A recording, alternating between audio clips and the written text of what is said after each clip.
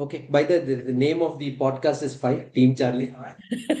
I know. Where did that come from, or are we Our just talking name about the is legacy Charlie. So of? I said, okay, Team Charlie podcast. That's about it. As creative as we can be. Okay. All right. Okay, cool. So, lovely guys. Hey everyone. This is Team Charlie podcast, and we have I'm Prasanna.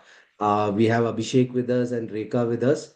We are today going to be discussing something which is very close to all of our heart, and we have suffered enough of this, right? So, all of us have some war story to talk about when it comes to the commuting nightmares that we have faced, especially in Bangalore. But frankly, it's not just in Bangalore, across most of the cities in India and in the developing world, we do have this problem. So, this is a common pain all of us experience. So, the topic that we are taking up today is to say, could share taxis make Bangalore traffic worse or better?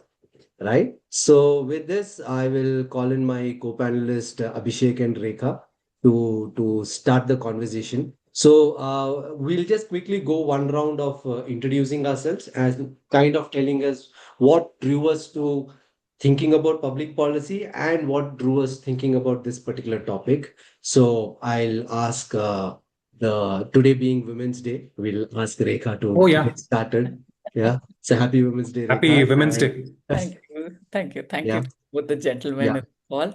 Yeah. Yeah. Hi, I'm Rekha, Bangalorean by heart and fanatic of bikes and cars, and been a software professional for 20 plus years. Right now with Dell. What drew me to policy is the data center, tech, and energy boom that is going to happen, or the energy crisis that might happen in the next few years. So I went around looking about what policies do we have? Can I have a small grid micronuclear reactor at home to get something done? And that's when I realized no, I cannot do that. And started looking at the policy side of such. Over to you, Abhishek. Thank you, Rekha, and Prasanna. Thank you so much for getting us together and kind of working the every nitty gritty of putting this topic and the model together and so on. So I'm Abhishek. I currently reside in Mysore. It's been about 4 years since we moved here. So what brings me to policy is in one of our induction calls, it was mentioned that policy is all around us, just like air, and so I'm trying to find my groove within this. How somebody who has spent 20 plus years in the technology sector can not only imbibe but also uh, influence the policy, be it on the technology side and so yeah, I'm here mainly on the absorbing the thinking aspects and see how it can. I know it will not have an immediate impact on my job, but on the long term, yes, and that's exactly what I want to unlock. Lovely. Hey, Lovely. Abhishek. Yeah. So, so my journey towards policy is primarily been so okay. So I'm a techie turned an MBA turned a financier, which means jack of all, king of none. But so my journey started when in the startup when we used to pitch for the market size, and especially in education when we pitch the market size, saying okay, how big the actual market is, you'll be like so much. But as a private enterprise, you can just do so small such a thing. That's when the realization came saying that, okay, it's through the larger policies and the larger government interventions is fundamentally where large scale impacts can actually be delivered. This kind of became very ingrained in the experience when I was working on the education space in startups. So that led me to the quest of saying, okay, how do I start making sense of all this? And this GCPP is one way of making sense of this, right? And this topic of commute is basically, I experience this daily because I stay in Electronic City. I travel all the way to Richmond Road, right, daily, to and fro. So, thanks to podcasts, I am able to bear the commute, but I do reflect a lot when I'm thinking of the traffic. So, that's one of the reasons why I thought, okay, this is a lovely topic for us to go deep and figure out what we have to do in this, right? So, yeah, that's all our stories. So, having said that, um, any commuting story that y'all have? Any war stories on commute that y'all would want to share? Pre-COVID. The distance from my home to office is like 14 kilometers. I stay in BTM and my office is CV Ramanagar, Delhi. So it's kind of 14 kilometers. So pre-COVID, monsoon season, Bangalore, and then I had a duster. It took me 4.5 hours to get back home. And you So would have been faster, right? yes, I should have walked. I should have walked back home. In Uh, the right sense, I should have walked back home. So that's a war story. I think monsoons make traffic unbearable.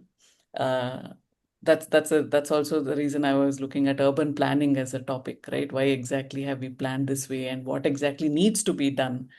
So yeah, I think all of us have war stories because I think all of us have skin in the game here.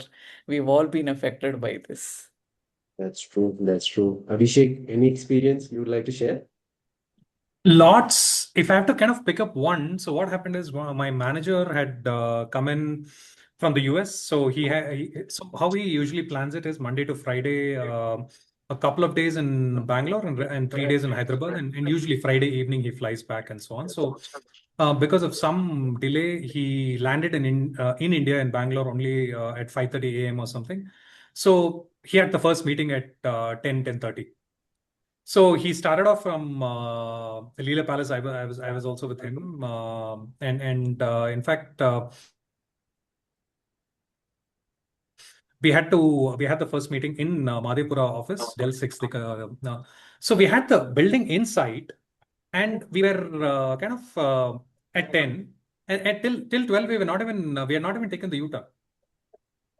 And we had to, in fact, with sitting in the cab, the manager had to sign into the Zoom meeting with the building inside, and kind of had to converse with the team members, and then when we got into the building, it was almost noon, 12:30, and so on. So it was more like a handshake. How was and yeah. So that way, it kind of sets a tone for a lot of people, in spite For of for his having. for his entire life, he will not forget that day. Yeah, Right? yeah, Yeah. exactly. Uh, for good or for bad, it leaves a deep experience for all of us in one way or the Exactly. other. Right. So yeah, I'm sure all of us have our airport, about to miss the flight or already missed the flight, time through traffic, right? All these things. Yeah, for me, one of the things is obviously got delayed. But the funny part was like I was about to take the elevated expressway from Electronic City into the city. They stopped all the vehicle. They said the elevated expressway is flooded. So go from Oh, here. right. And we are like, okay, how can the bridge get flooded? Right? And it diverted all the traffic below, and that day, like it got screwed so badly. But yeah, but Wow. that's our personal war stories, right? For Mm. weird reasons and different reasons. What's there in the screen is very clear. Bangalore, we always say that was never built for such a big growth. It's both a blessing and a curse for the city. We grew so many. The city was kind enough to accommodate so many of us coming in here for our living. But at the same time, the pace at which the city has grown, the infrastructure is struggling, right? Very simply put, we can actually clearly see that there are 13 million vehicles in a city like this. And we are very famous for the extremely crawling slow traffic. The stats says that it's around 18 to 20 kilometers per hour during peak hours. Not a walking pace, but definitely you'll need to jog and run a little faster to beat this.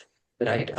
So yeah, so the amount of time that we all end up wasting in commute, there are a lot of numbers which talks about billions of dollars worth of actual productive hours are wasted, and for companies in the city.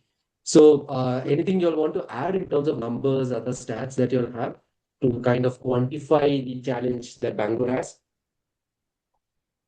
One of the things I was reading was about the traffic index worldwide, right? So Bangalore and Pune are among the top five.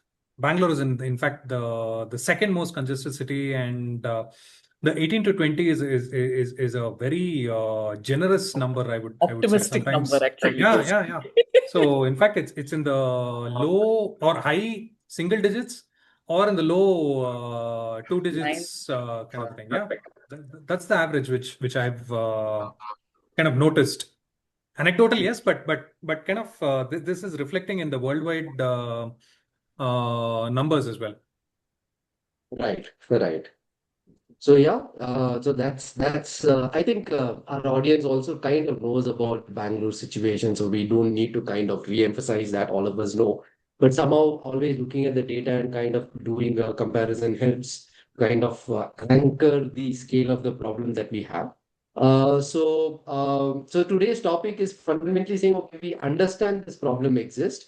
We understand there are different initiatives across the different government departments. Everyone is doing, they're building flyovers. We're even talking about digging a tunnel from Hebal all the way to some other place, right? All different innovative ideas are coming through. But what we wanted to actually discuss is saying, okay, there is a small aspect which is called a shared taxi, a shared auto, of ride pooling, which has always been there across different parts. We always hear that. But surprisingly, in Bangalore, we don't follow that, right? So it was there for some time, then it was banned. There are debates, there is bike taxis. This is there in the ether, but it has never been implemented, never been adopted, right? So this seems to be an easy solution to at least get some relief out of this. So that's one thing. That's the reason why we are focusing more on that today. So just for the audience, we will kind of take 2 minutes to define what we mean by that, right? So what do we mean by ride pooling? What do we mean by share taxi? Before I jump in with the notes which I have on the definitions, anything you want to add on this particular phenomenon of share taxi or a ride pooling? Yeah, I was assuming shared taxi is like from a commercial aggregator, like where you share your ride through a commercial transport aggregator. And ride pooling is when people in their own individual vehicles, four-wheelers or two-wheelers, are able to accommodate others to share cost. May or may not be for commercial gain purpose. This was my understanding, and I'm happy to be corrected on this. Right. So mostly from a lived experience, that's how it is. That's how we perceive that, right? So Abhishek, have you thought about this in a different way or any other definitions that you have on this? No, I think I'm in alignment largely, just that we so because I grew up in Chennai and so on, maybe I can bring another angle there is there was always this shared auto kind of a thing. Mm. Those I'm forgetting the model of the vehicle, but about maybe as per RTO rules, maybe about 6 or 7 can be seated, but in practice about In India, you 15. can multiply it by two. Exactly, exactly. Right. So they what they do is it's similar to buses, but what they ply only in the same route, Mhm. and it's a Right. shade, so you can hop on hop off anywhere. And this once this ride hailing and so on became more prevalent and so on, right? I think it got formalized, but again there are some rules around it which is still need to be firmed up and so on. But if you just look at the neighboring city, I think they did it well. I know it's not an ideal solution. I'm not saying that we have to adopt it per se, but I think even without a whole governance structure of an app or anything like that, they were able to self-organize that. I think Right. I think they, and it was not like a mafia per se, where just that the auto or the taxi guys just moved on to share autos, and the government did not have control over it, and it wasn't like that, is what I'm saying. Right. Right. So That yeah. way, it has been a successful model even in Hyderabad, I believe. I've been to Hyderabad. We have taken shared taxis. I mean, in younger days, right, when you don't have so much money to spend. So Mm. shared autos, I think Mumbai also works, Hyderabad also works, and you're telling Chennai also works. But somehow in Bangalore, it has never been that way, Abhishek. Because I think my guess is shared autos work when you have a consolidated pool of living, right, in one locality. Like you enter a BHEL quarters, or you enter a BEML quarters, or you enter HAL quarters, and from there you can pick. But I think Bangalore never had that kind of a conglomerated housing. Maybe that's why shared autos was never a thing here. In Hyderabad, it's actually done like more of a where it's the three-wheel autos which are being used as a share. So you Yeah, can, yeah. but in Chennai, it's those four-wheeled That Bajaj Ape, or I'm forgetting the exact name of Tata the. Mini A's and all that stuff, Exactly, right? exactly, So exactly. that's a Yeah. vehicle we use. Yeah, I've seen that, right? So let me just kind of from the literature study that we did, the definitions of share taxi or a ride pooled ride is basically falls under three different models. One is an app-based pooling, right? So typically, if you think about any of these things, one is we can generally wave our hand and call for a taxi or go to a stand and get it, right? The first category is an app-based pooling where we use an app like a Namayatri or an Uber. We have all done that, right? Uber pool, Ola share. So that's one. The second is what is called as a micro transit or a dynamic shuttle, right? So which is the example that Abhishek you gave, say in Chennai, right? So there's a small vehicle operating on specific routes where they typically connect, say, a larger bus stand or a metro station, things like that, right? So that's there. Then there is this informal shared taxis, which is common, let's say, in Koti in Hyderabad. Right? A small auto will come, say, five people come there. I'll basically drop you guys there and basically take across. So they are typically available in some of those places, right? So these are the typical ways of thinking about a shared taxi or a ride pool kind of a thing. I'll just bring a little context of in Karnataka how it is handled. What are the typical permits that are basically given? So when I did this research, it was very interesting. There are two types of permits given. One is your contract carriage permit, which is basically held by taxis and auto rickshaw guys for commercial vehicle. In that permit, you're allowed to take a single passenger or a passenger from one place to another place. You can't stop and take more people. Okay, right? So that's your contract carriage permit. The second is a stage carriage permit, which is your typical buses, right? So where you can take a set of people, but there are pre-designated places you can stop only in those places and go, right? So they think of bus versus a taxi. So that these are the two types of permits which are available. But very interestingly, when we think about okay, where does a share taxi come into this? It is neither there nor here, right? It's not that it can stop in a pre-designated space, but you can stop anywhere. That's how we perceive it.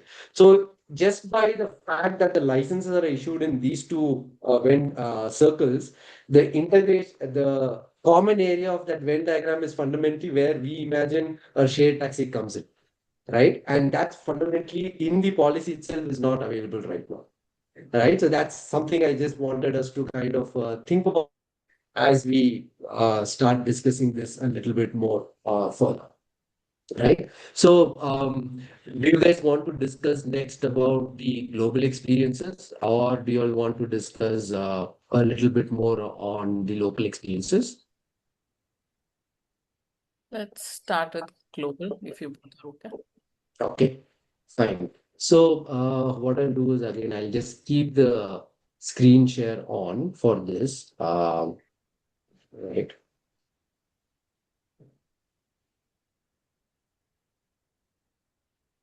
Okay. So, lovely. So, when we did this research, when we were thinking about this, and one of the things we said is, okay, there is enough and more literature and lived experiences, not just in India, across the world. So, why don't we just go and find out what are all the different experiences that has been there across different parts of the world? What have they learned from it? What is that we can take as best practices from there and try to use that and implement, say, in India, in Bangalore. So cities around the world have experimented across different types of outcomes, right? And very interesting, I thought before we started this research, it will be more like, okay, we can clearly get an understanding of where it works, right? Or what is the framework where it works. But the experiences have been really lost, right? So it really broke my perception that there is a model which will actually work across the world. So I'll just take a pause here. As we have shared the screen, obviously this is not really correct in all the words. There are some repetitions of some names there. We're just using this as a way for us to discuss this. Across the Western world and the Eastern world, there have been different cities which has experienced this. So, Abhishek or Rekha, you all want to pick up any of the cities and kind of discuss what you learned from these places, and then we can kind of go across the room and talk about it more. I thought New York, yeah, I think the data here is more latest, right? The last I've been to New York is like maybe 6, 7 years. I mean, before COVID. So looks like the data is different. I mean, obviously it has changed. New York is congested. It is one of the traffic densities, right? But New York, the beauty of it is it has got all options. You want to share a ride, there is. You want to have a taxi alone for yourself, there is, and you want to take the subway, there is. You want to drive your own car, there is. But the beauty of that is you can stop your car anywhere based on the map, and then go to the immediate next metro station, go to your thing, come back, and still do. So there is nothing called last mile connectivity woes in New York, and I think that's why there may be congestion, but I think in New York has a lot of incentives as well. You can park your car anywhere, then go figure out the nearest. You can just walk 200 meters, get to the nearest metro, finish your work, and then again come back and pick. So I feel New York has all options. Right. Right. Abhishek, any other lived experience you have from any of the cities, apart from the little I've sister? not visited any other apart from New York and maybe Austin and so on. I didn't interact too much with the, but yes, I did see the congestion and uh, just the number of yellow taxis. I think our cabs were definitely higher than the personal vehicles that we usually here. I think the when I say here, I'm saying generally in India, even if it's on a weekend, the ratio will be actually opposite, where the personal vehicles will be more and the taxis are less. But there, I somehow feel the yellow taxis were more than the personal vehicles, and probably it's because of what Rekha just mentioned, right? Where the citizens are incentivized to use the nearest facilities more than to kind of the only way is to take your personal vehicle and then figure out parking or just park in front of somebody's house and go quickly dine and come back and then expect your tires not to be flattened and so on by the house owner. Right, right, right. Nice, nice. So, so interestingly, when I was reading through the different experiences of different cities, right? So one thing that stood out is in Singapore, typical way of Singapore's way of looking at public policy. So they're pretty strict. They have very clear regulatory categories of what each of them are, right? So there are ride-hail taxis, there are ride-hail services, there are taxis, there are pooling, all these are there, and then they have a very strong data-based governance. So one of the things that came about from when I was reading through all these things is saying, okay, as a public policy or as a policy designer, right, you need the data. Now, there are different cities have different experiences. The classical thing is in the developed world cities, mostly the common public transport system is well connected. It is generally decently connected, and there are good systems in place. In that place, when you introduce, say, a ride hailing or a pool services, it can be kind of managed and well connected, and then you can see the impact of that. Versus a developing world cities, say Jakarta or let's say aspects in India where the metro connections, for instance, are not fully built up. Right. So in that case, the impact of a shared taxi actually has a very different outcomes from different places. So for instance, in Singapore, we know they have very clearly demarcated what it is. They are looking at the data, and then they have structured licensings that basically allowed for, say, a controlled deployment. That's how they basically look at it. Jakarta is very interesting because in Jakarta, the way they were thinking about the shared taxi was saying you have your metro connections. So the stations are there. Then we will look at only for the first mile and last mile connectivity.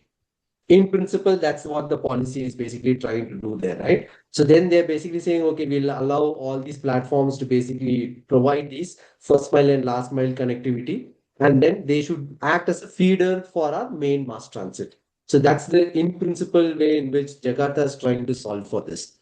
So that's at least some of the insight that we have from different places. But Rekha, I know you are a urban planning geek, and you had some insights on how China is basically looking at these. So any insights you want to share? Before I go to that, Prasanna, I think what you brought out, right? The East, I mean, the developed versus developing. In that sense, the developed worlds have a very clear problem to solve, right? If they want to encourage public transportation, that is when they are trying to say, okay, why are people not using public transport? Why are they not using government services? And that is the reason we have to encourage. Like, are they not able to reach the public transport? What is it? So there it is very clear. I think here that way we are dealing with a gamut of problems, right? There is no transit mobility, there is no mile, last mile connectivity, there is no public transport. Like if you look at my office, it's within a defense establishment. It's like within a defense area, CV Ramanagar, right? Mm-hmm. So autos are not allowed inside because of certain restrictions, and you only have to.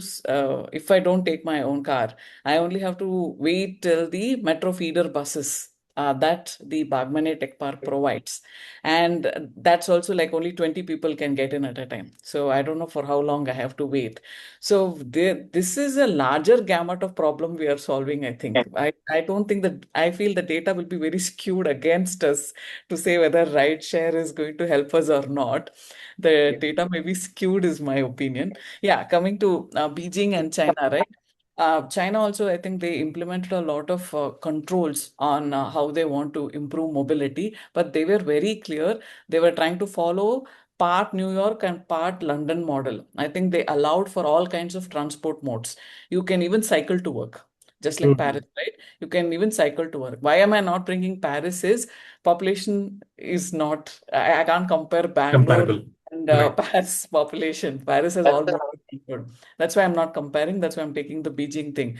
So they have all modes of transport. They have cycle lanes, they have two-wheeler lanes, they have dedicated bus lanes and the car lanes. And there are some I don't know what I'm forgetting the word they call, like similar to our highways, right?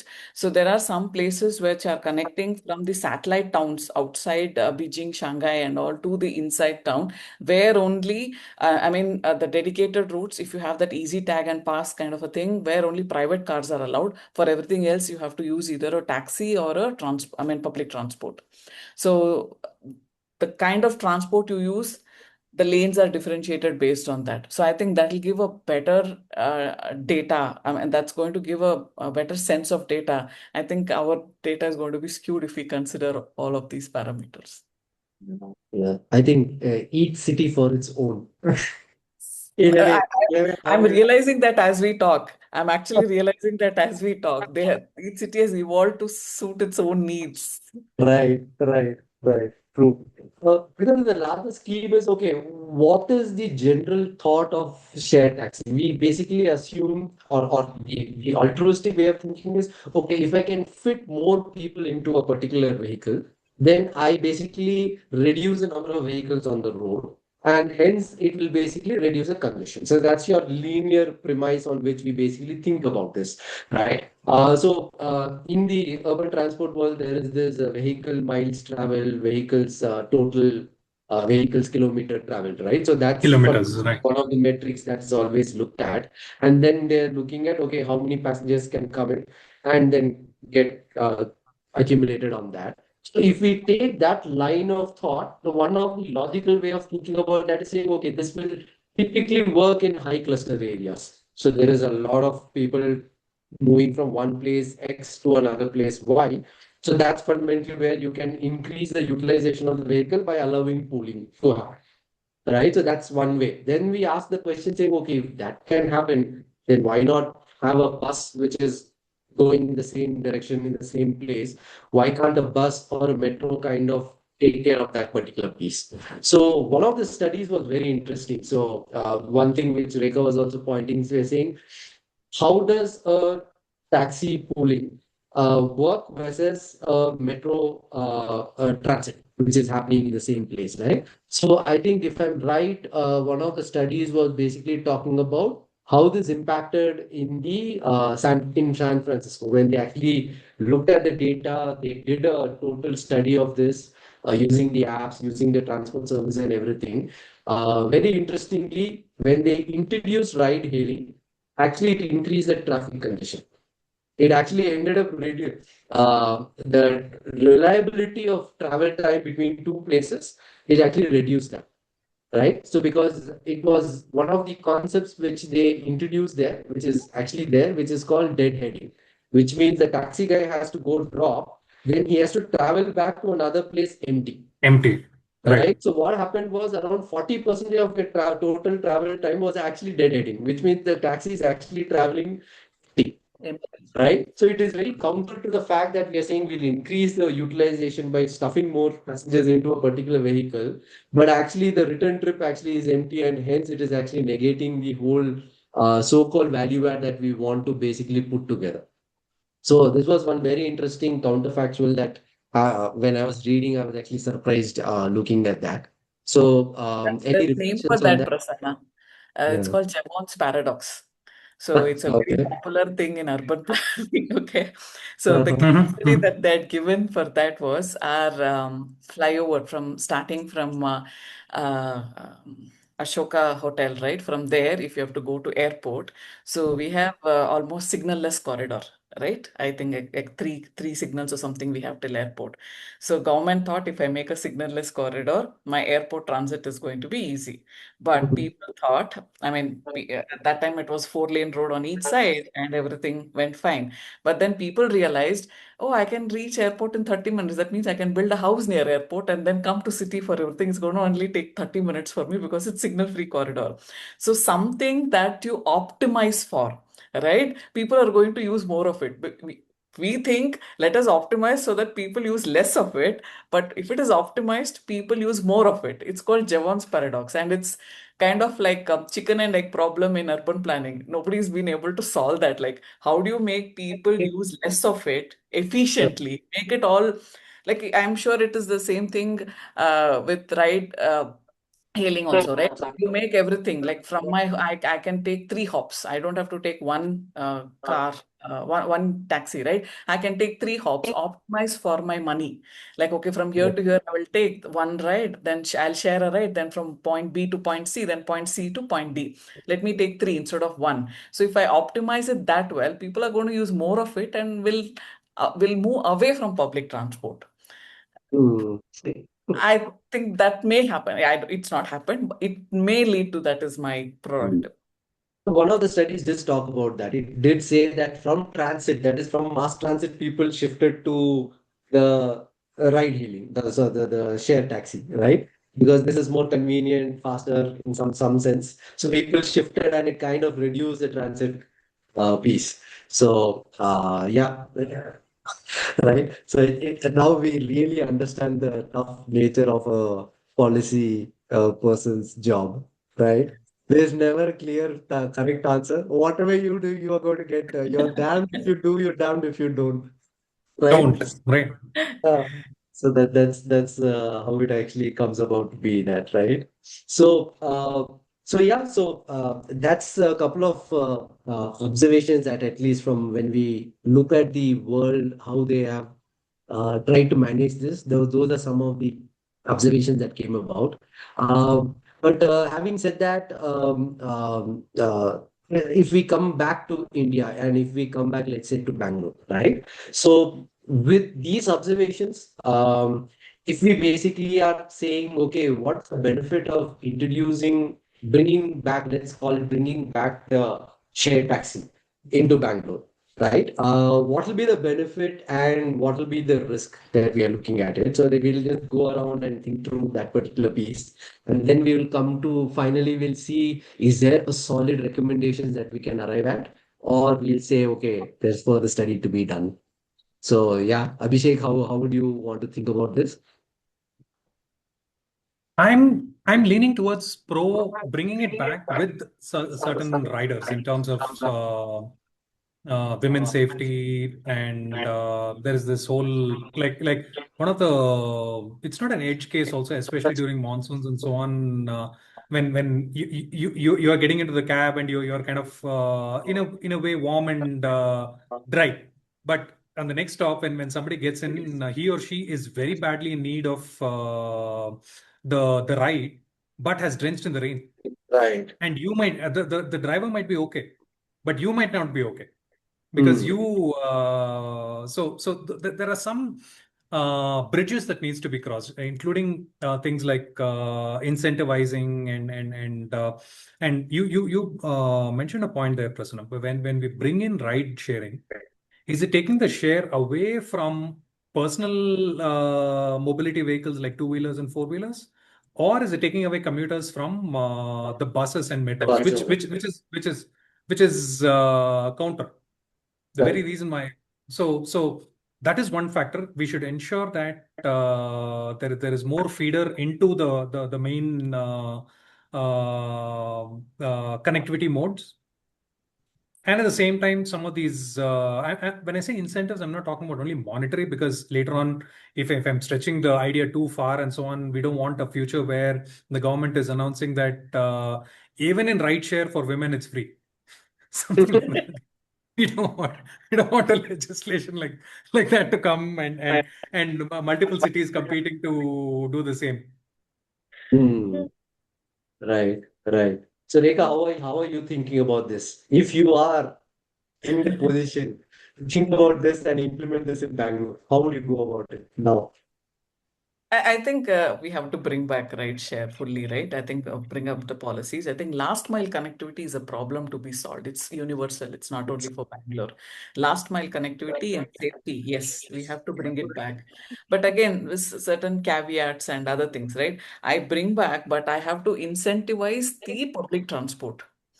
I'm That doesn't mean I'll penalize private transport. I have to bring back incentives to like, okay, maybe I think Bangalore Metro has done that, I believe.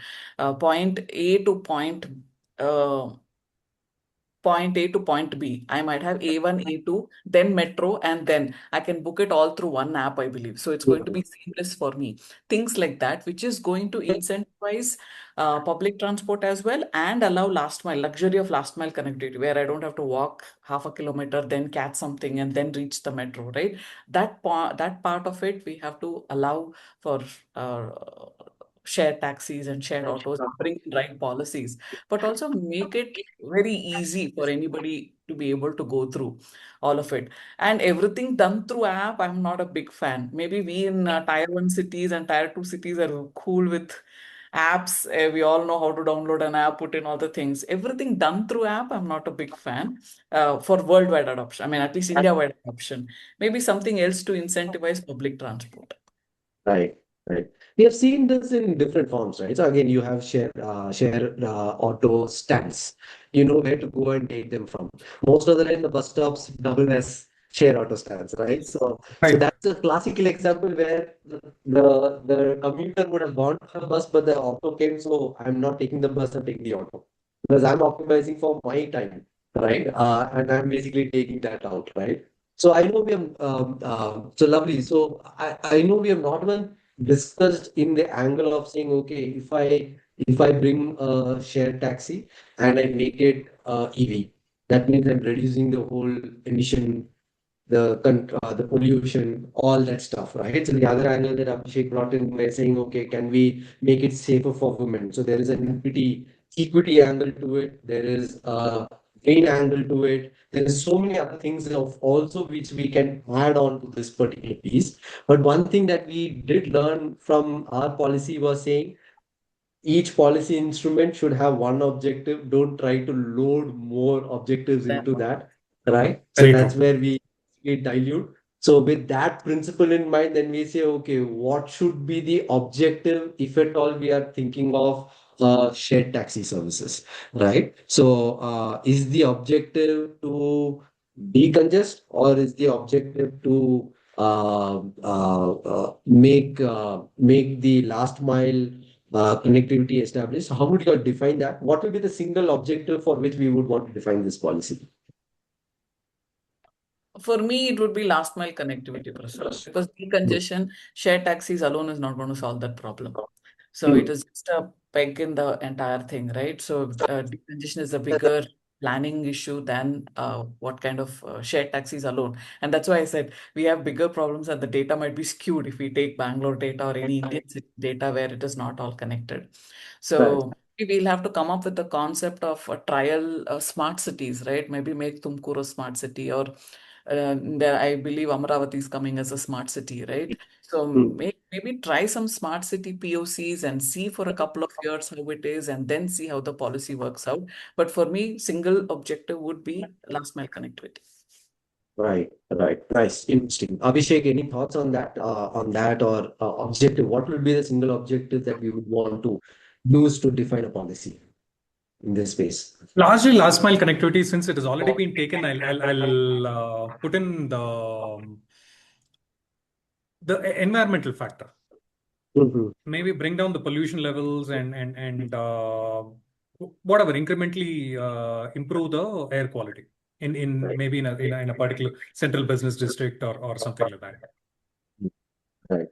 While we were discussing, I also remembered one of the sessions we had with Takshashila on the urban planning, where they did show that, hey, look how small the roads are interiors. Apart from the main road, the roads are very small, very interconnected. So, which means even if we introduce something like a mini bus, which is there in some of the other cities, in Bangalore, most of the time it will not work because these Right. can't even travel.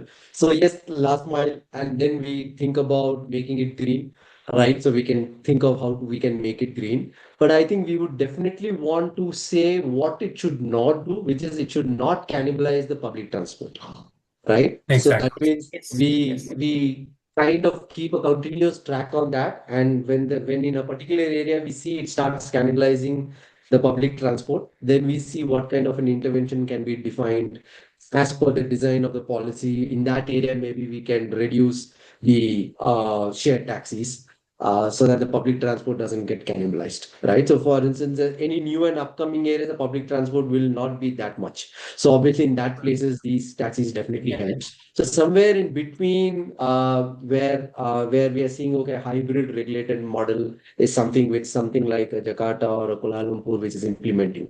Can we do a geofenced area where pooling is allowed? In other places, it's not allowed. So that and it's optimized for a last mile connectivity is something that we can think about. But there's one more element I wanted us to kind of discuss before we kind of bring this home. Um, one of the policy frameworks when we were discussing was basically about how government action can come about, right? So we typically know that in India we have low capacity in terms of the government's ability to intervene and control a lot of things, right? So there is low capacity, then there is medium and high capacity. So there are these 8 forms of government actions that actually a government can do.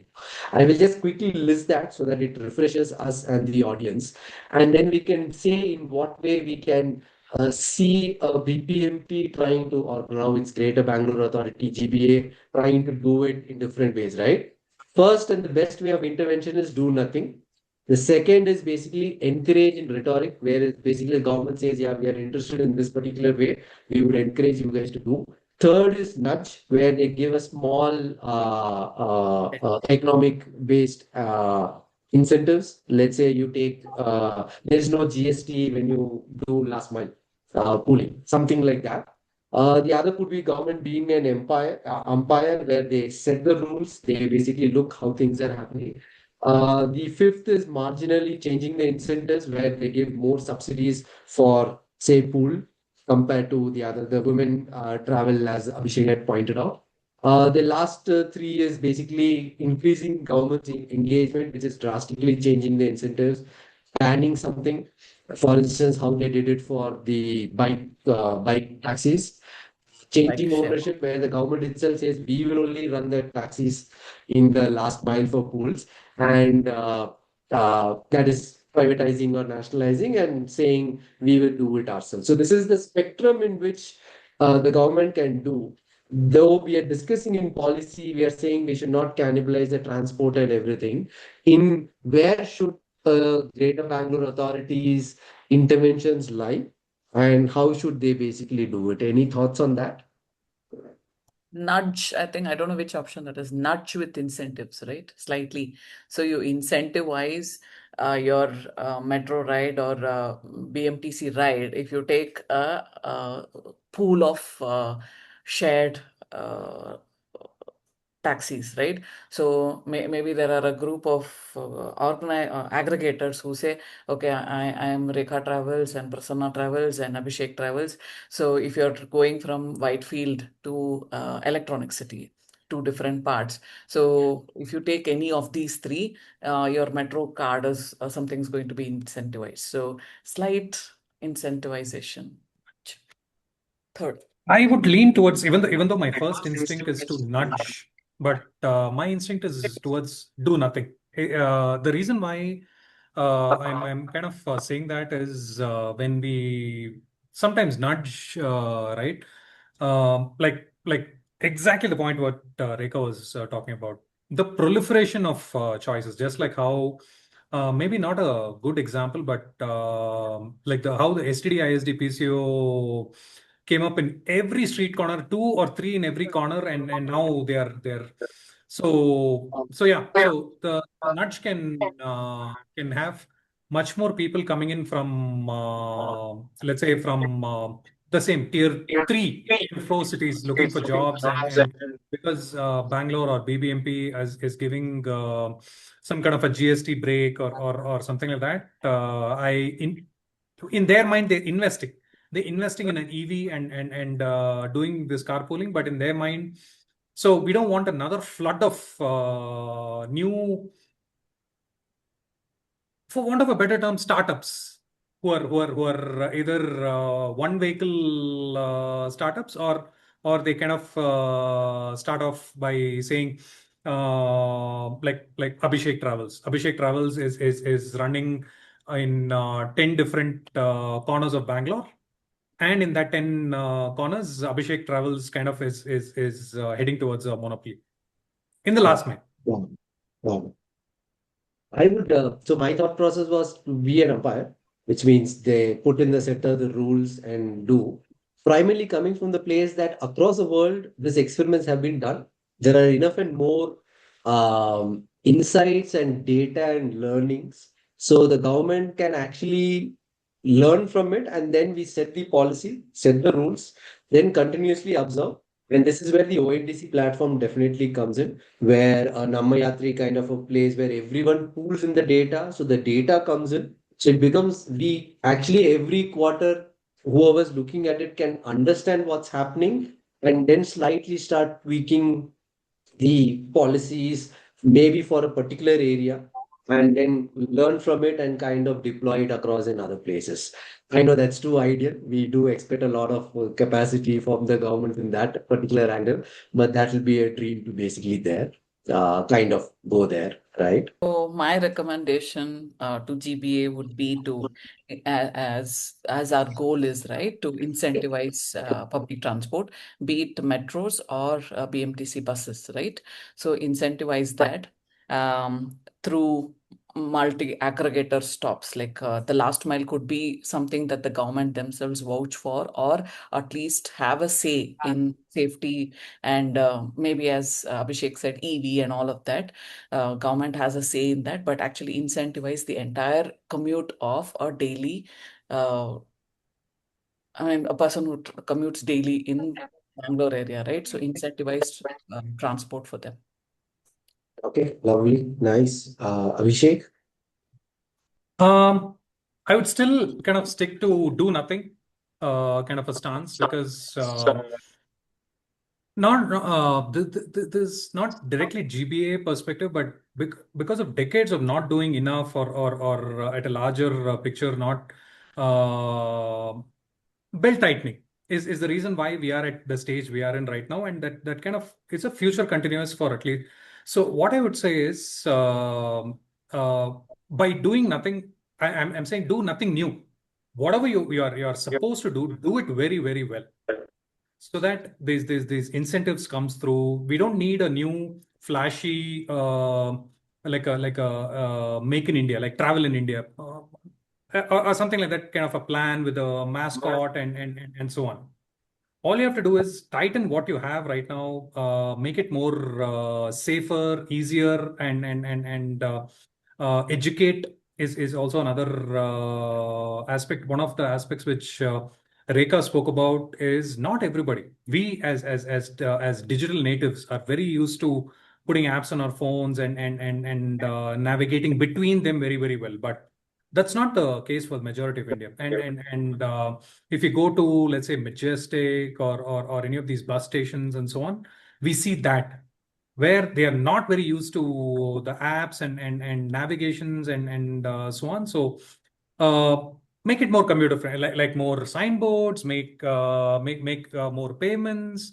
So I can keep going on this kind of going on to the urban planning era. But like I'm saying, at the moment, do nothing new, but whatever you're supposed to do it very well.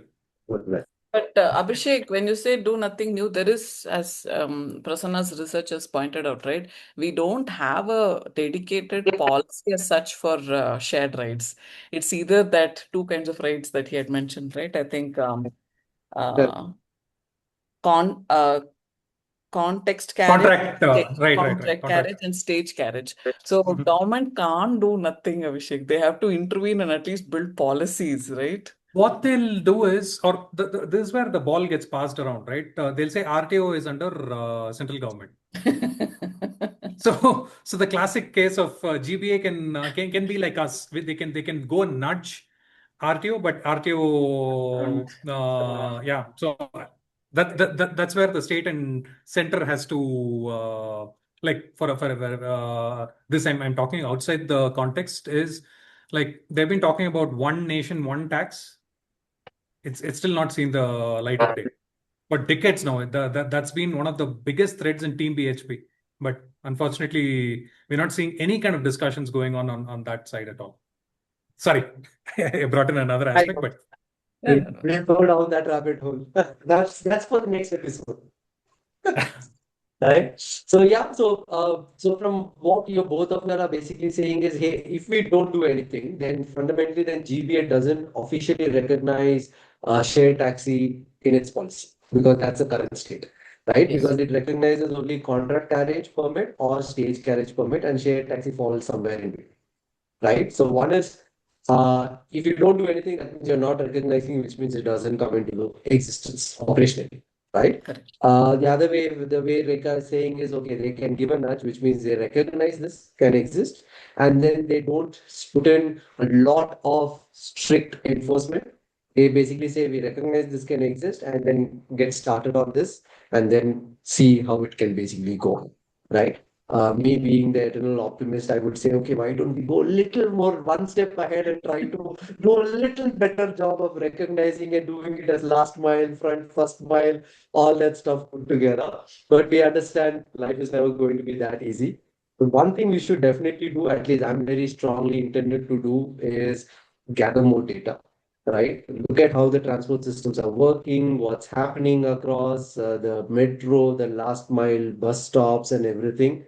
And once we have enough data, then it can actually be region-wise implementation, if at all they can do something on that particular piece. And with that, we'll leave it. We'll leave this problem at that stage. We know there's more to be done, but yeah, so we'll take it from there. So lovely, guys. Thanks for your time. Thanks everyone for putting this together. And hopefully this leads to further discussions and further looks down the street. Yeah. Oh, thanks. thank you to you, Prasanna, for Yeah, being for organizing and bringing us all empire as well as together. nudging us. Lovely, guys. We'll just, yeah, thanks everyone for listening to this.